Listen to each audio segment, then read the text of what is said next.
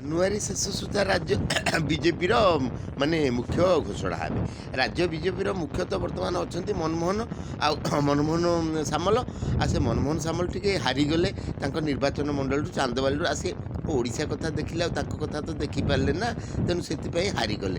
କିନ୍ତୁ ତାଙ୍କୁ ଆଉ ଚେଞ୍ଜ କରିବା କ'ଣ ଦରକାର? ସିଏ ତ 1999ରୁ 2004 ପର୍ଯ୍ୟନ୍ତ ଥିଲେ, 23ରୁ 25 ପର୍ଯ୍ୟନ୍ତ ରହିଲେ। ତେଣୁ ତାଙ୍କୁ 25ରୁ ଆପଣଙ୍କର 30 ପର୍ଯ୍ୟନ୍ତ ରଖିଦେଲେ 2029 ମସିହାରେ ବିଜେପି ସରକାର ପଳେଇ ଆସିବ। ତେଣୁ ବିଜେପି ସରକାର ପଳେଇ ଆସିଲେ ସେ ମୁଖ୍ୟମନ୍ତ୍ରୀ ହେବେ କି ଯାହା କରିବେ। ତା ବ୍ୟତୀତ ତାଙ୍କ ସମୟରେ ଯଦିଓ ବିଜେପି ନିର୍ବାଚନ ଜିତିଛି, କିନ୍ତୁ ସବୁ କାମ ତ ତାଙ୍କ ଇସାରାରେ ହେଉଛି। ମୁଖ୍ୟମନ୍ତ୍ରୀ ଅଛନ୍ତି ଅବଶ୍ୟ, କିନ୍ତୁ ତାଙ୍କ ଇସାରାରେ ହେଉଛି। ତାଙ୍କ ଇସାରାରେ ବର୍ତ୍ତମାନ ସିଏ ଚାହୁଁଛନ୍ତି ଯେ ଆମର ଯେଉଁ SC BC ଅଛନ୍ତି ରାଜ୍ୟର, ସେମାନଙ୍କୁ OBC ତାଲିକାଭୁକ୍ତ କେନ୍ଦ୍ରରେ କରାଇବେ। ତା ବ୍ୟତୀତ ଆପଣଙ୍କର ଯେଉଁ ଦକ୍ଷିଣ ଓଡ଼ିଶା ଡେଭଲପମେଣ୍ଟ କାଉନସିଲ୍ ସେଟା ଗଠନ କରିଛନ୍ତି 9ଟା ଜିଲ୍ଲାକୁ ନେଇକିନି। ସେଠି ବି ଆଦିବାସୀମାନେ ବହୁତ ଉପକୃତ ହେବେ।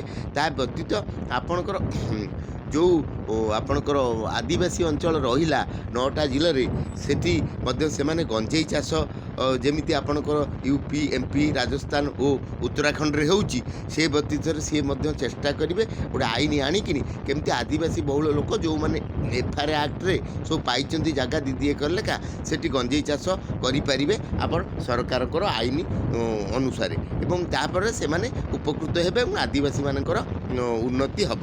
ତେଣୁ ମୁଁ କହିବା କଥା, ତେଣୁ ବର୍ତ୍ତମାନ ଯିଏ ମନମୋହନ ସାମଲ ଅଛନ୍ତି ରାଜ୍ୟର ଇଏ ଆପଣଙ୍କର ମୁଖ୍ୟ ଅଛନ୍ତି ବିଜେପିର, ତେଣୁ ତାଙ୍କୁ ହିଁ ରଖାଯାଉ ଏବଂ 29 ମସିହାରେ ସିଏ ନିଶ୍ଚିତ ଭାବେ ପାର୍ଟିକି ଜିତେଇବେ ଏବଂ ସିଏ ଗୋଟେ ମୁଖ୍ୟମନ୍ତ୍ରୀ ଜଣେ ହେଇପାରିବେ। ତେଣୁ ତାଙ୍କୁ ଜିତେଇଲେ ଭଲ। ରହିଲି ଏତିକି।